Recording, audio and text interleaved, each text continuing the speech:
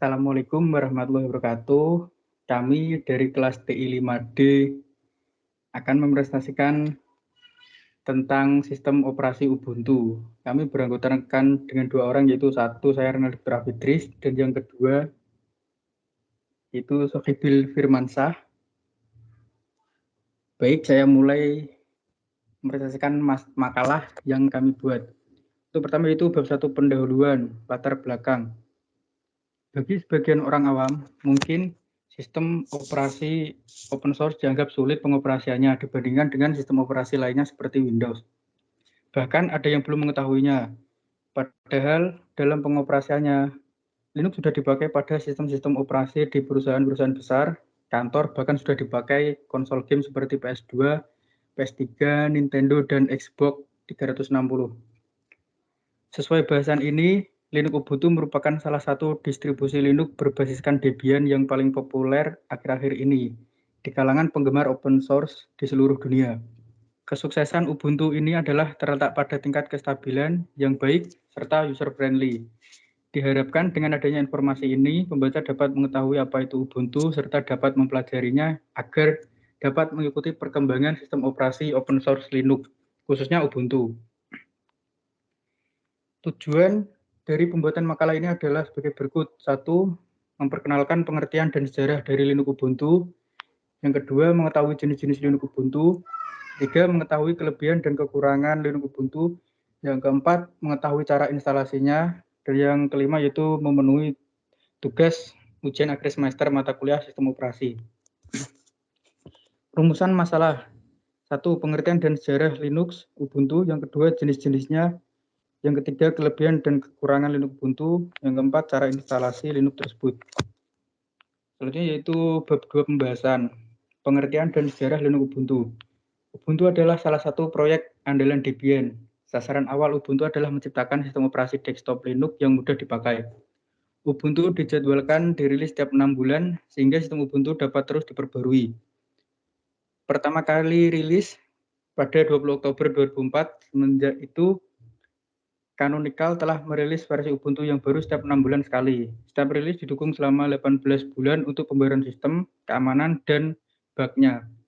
Setiap 2 tahun sekali akan mendapatkan long-term support atau LTS selama 3 tahun untuk desktop dan 5 tahun untuk edisi server. Selanjutnya yaitu paket Debian dan Ubuntu seringkali tidak cocok. Paket Debian seringkali perlu dibuat ulang dari source agar dapat dipakai di Ubuntu. Begitu juga sebaliknya. Ubuntu bekerja sama dengan Debian untuk berusaha agar perubahan-perubahan sistem Ubuntu mengarah kembali ke Debian. Namun hal ini hampir tak terlaksana. Penemu Debian Ian Murdoch pernah berkata bahwa paket Ubuntu berpotensi mengarah terlalu jauh dari Debian. Sebelum setiap rilis Ubuntu, paket-paket diambil dari paket tidak stabil Debian dan digabung dengan modifikasi Ubuntu. Sebulan sebelum perilisan, pengambilan paket dihentikan dan kerja selanjutnya adalah memastikan paket-paket yang sudah diambil bekerja dengan baik.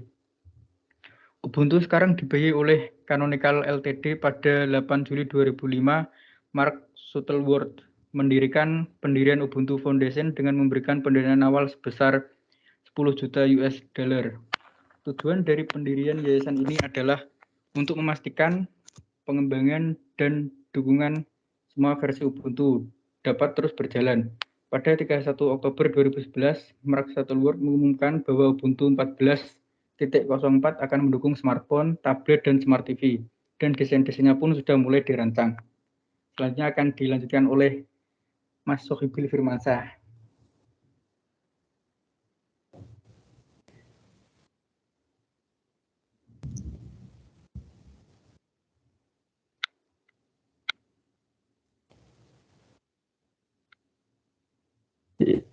Jenis-jenis Ubuntu yaitu Ubuntu Desktop. Ubuntu Desktop merupakan sistem operasi khusus untuk berguna perangkat desktop.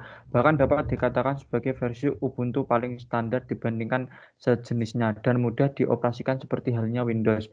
Dengan sistem operasi ini, pengguna dapat menjalankan rangkaian software untuk kebutuhan sehari-hari, misalnya untuk produktivitas pekerjaan software, multimedia, hingga web browser. B. Ubuntu Server. Seperti dengan penamaannya, Ubuntu Server ini lebih dikhususkan untuk menjadi sistem operasi pada sebuah server. Adapun yang membedakan antara Ubuntu Server ini dengan versi lainnya adalah tidak memiliki tampilan desktop environment. Hal ini tidak mengherankan mengingatkan umumnya sebuah server jarang memiliki tampilan desktop atau bahkan tidak menggunakan sama sekali. C. Ubuntu TV.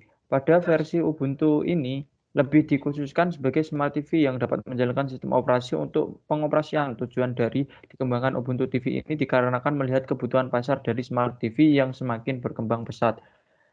Di Ubuntu Touch. Ubuntu Touch merupakan jenis Ubuntu yang pengembangannya dikhususkan untuk digunakan pada smartphone. Awal versi Ubuntu ini diyakini mampu menjadi pesaing dari Android, namun dalam beberapa tahun kemudian ternyata kenyataannya tidak sesuai dengan yang diprediksi. Mengingat Android telah mendapatkan banyak dukungan dan juga popularitas di kalangan sistem operasi untuk smartphone. Melihat kondisi tersebut, perusahaan Canonical resmi membatalkan proyek ini di tahun 2017. Ubuntu Studio. Pada versi kali ini memang fungsi dan kegunaannya lebih diperuntukkan bagi pengguna yang bekerja dalam bidang multimedia, misalnya untuk para editor video, foto, dan juga audio. Ubuntu Studio menyediakan beberapa fitur untuk menunjang produktivitas editor secara profesional. Fitur tersebut diantaranya adalah real-time kernel, low latency kernel, tampilan khusus, hingga akses khusus ke repositori Ubuntu. Kelebihan dan kekurangan Linux Ubuntu. Kelebihan Linux Ubuntu 1. Linux merupakan sistem operasi bebas dan terbuka atau open source. Tidak perlu biaya lisensi untuk membeli atau menggunakan Linux gratis. 2. Hampir semua aplikasi yang terdapat di Windows telah terdapat alternatifnya di Linux karena banyak komunitas-komunitas pengembangnya, semisal sourceforge.net, atau bila terpaksa kita bisa menjalankan software untuk Windows di Linux dengan bantuan emulator seperti Wine, sehingga file.exe dan .msi dapat dijalankan. 3. Linux mudah digunakan. Dulu Linux dikatakan merupakan sistem operasi yang sulit dan hanya dikhususkan untuk para hacker karena masih berbasis stack atau DOS. Namun kini Linux mudah digunakan, hampir semudah menggunakan Windows, bahkan misalnya style pun Linux lebih baik dari Windows 7. Keempat, ada Linux relatif stabil. Komputer yang dijalankan di atas sistem operasi Unix sangat dikenal stabil, berjalan tanpa henti. Linux yang merupakan varian dari Unix juga mewarisi kestabilan ini. Jarang ditemui komputer yang tiba-tiba hang dan harus menekan tombol CTRL, ALT, del atau restart untuk mengakhiri kejadian tersebut. Yang kelima, keamanannya. Hampir semua pengguna Windows pasti pernah terkena virus, spyware, Trojan, adware, dan sebagainya. Hal ini hampir tidak terjadi pada Linux. Linux sejak awal didesain multi-user, sehingga bila virus menjangkiti user tertentu akan sangat sulit menjangkiti dan menyebar ke user yang lain. Beberapa orang berpendapat bahwa Linux lebih aman karena jumlah penggunanya lebih sedikit dibanding Windows, namun anggapan itu tidaklah tepat. Yang keenam, Linux selain gratis untuk digunakan, gratis pula untuk dimodifikasi dan didistribusikan ulang. Bahkan kita dapat mengembangkan distro kita sendiri. Yang ketujuh, Linux mempunyai kompatibilitas ke belakang yang lebih baik atau better backward compatibility. Perangkat keras yang telah berusia lama masih sangat berguna dan dapat dijalankan dengan baik di atas Linux. Selain itu, tidak pernah ditemui dokumen-dokumen yang lebih baru tidak dapat dibaca pada Linux versi yang lebih lama. Pada Windows, kita seakan dituntut untuk harus mengikuti perkembangan perangkat keras seperti kasus file .docx Works 2007 sampai 2010 yang tidak bisa dibuka dengan Microsoft Word 2003 atau versi di bawahnya. Yang ke-8, beragam pilihan. Hal ini bisa menjadi kelebihan maupun kekurangan. Banyak distro bermunculan contoh yang populer seperti Ubuntu, Debian, Red Hat, OpenSUSE, Fedora, Mandriva atau Mandrake, dan sebagainya. Keanekaragaman ini memberi kita banyak pilihan sesuai dengan kebutuhan masing-masing. Namun di satu sisi hal ini juga akan membingungkan calon pengguna Linux. Lihat chart distributor Linux di http distrowatch.com untuk mengetahui ranking distro-distro Linux. Yang ke-9, dukungan komunitas yang beragam dan menyebar di seluruh dunia. Yang ke-10, Linux dapat berjalan dalam dua mode, yaitu stack dan modus GUI. Namun pada umumnya modus stack atau terminal inilah yang menjadi kekuatan Linux. Yang ke-11, Linux membutuhkan supersoft yang lebih kecil dari Windows sehingga cocok untuk komputer dengan spesifikasi minimal. Selain itu, hampir semua distro populer menyediakan versi 32 bit maupun 64 bit. B. Kekurangan Linux Ubuntu. 1. Aplikasi terbatas. Yang kedua, kompatibilitas software dan hardware. Terkadang dalam beberapa kondisi tertentu terdapat driver yang tidak berfungsi. Yang ketiga, banyak game yang tidak mengesankan. Next. Cara instalasi Linux Ubuntu. Yang satu ada booting Ubuntu. Masuk flash disk berisi bootable dari Ubuntu ke USB komputer, lalu hidupkan komputer. Pada saat proses booting berjalan, muncul logo merek motherboard atau laptop. Segera tekan tombol shortcut F2 atau F10 atau Del untuk masuk ke halaman BIOS komputer. Anda hanya bisa pilih salah satu short keyboard tersebut karena setiap komputer memiliki shortcut yang berbeda-beda. Kemudian ganti boot device menjadi USB device yang digunakan dan simpan perubahan dengan cara tekan F10, save dan exit. Yang kedua ada pilih install Ubuntu. Setelah berhasil melakukan booting Ubuntu, Anda akan diarahkan ke halaman instalasi Ubuntu seperti gambar di bawah ini. Pilih try Ubuntu jika ingin melihat beberapa fitur Ubuntu tanpa harus menginstal permanen di komputer. Jika sudah yakin untuk memasang Ubuntu di komputer, langsung pilih install Ubuntu untuk memilih proses instalasi. Yang ketiga, pilih keyboard layout. Selanjutnya, pilih layout keyboard. Setelah memilih keyboard layout yang diinginkan, klik continue. Pilih jenis instalasi Ubuntu. Terdapat dua jenis instalasi yang bisa dipilih sebagai cara install Ubuntu, yaitu normal installator dan minimal installation.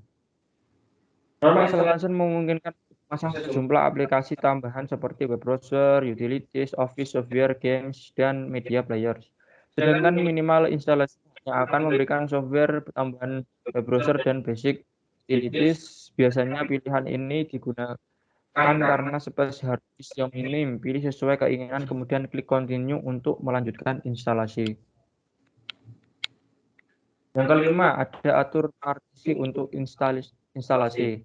Pilih something else dan klik continue, kemudian akan muncul tampilan seperti pada gambar di bawah ini.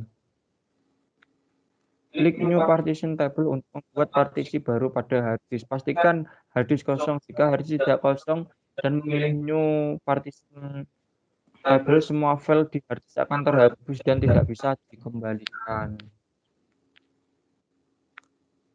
Apabila sudah yakin hard disk telah kosong, klik continue untuk melanjutkan proses membuat partisi. Selanjutnya akan ada list menu baru free space pada tombol plus dan akan muncul tampilan seperti pada gambar di bawah ini. Kemudian Anda perlu mengisi detail partisi yang ingin Anda buat. Isi data berikut. Just masukkan jumlah ukuran penyimpanan yang akan digunakan. Type for the new version. Pilih jenis partisi primary atau logical. Primary digunakan untuk menyimpan instalasi Ubuntu, sedangkan logical digunakan untuk menyimpan file umum pada komputer. Mount point, masukkan simbol atau yang menandakan bahwa ini adalah partisi sistem. Inilah adalah gambarnya. Setelah mengisikan informasi dengan sesuai, klik OK untuk menyimpan perubahan. Berikut ini adalah hasil dari pembagian partisi.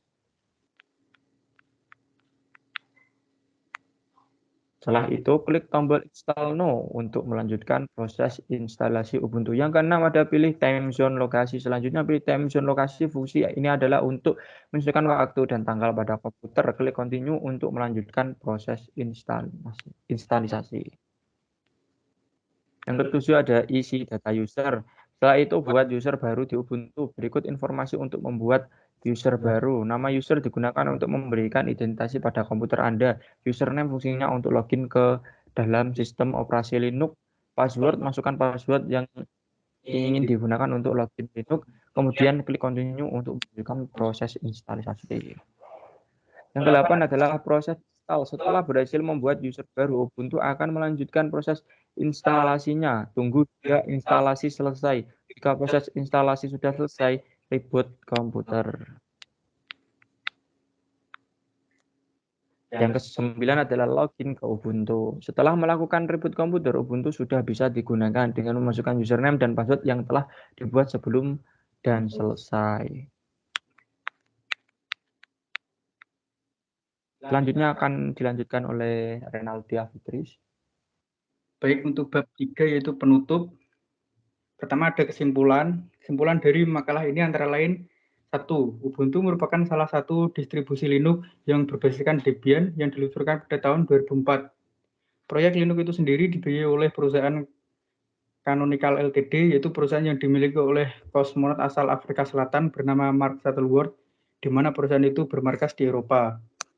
Yang kedua, kelebihan Ubuntu antara lain free, bebas virus, 3D interface. Sedangkan kekurangannya adalah aplikasinya terbatas, kompatibilitas software, dan hardware masih kurang.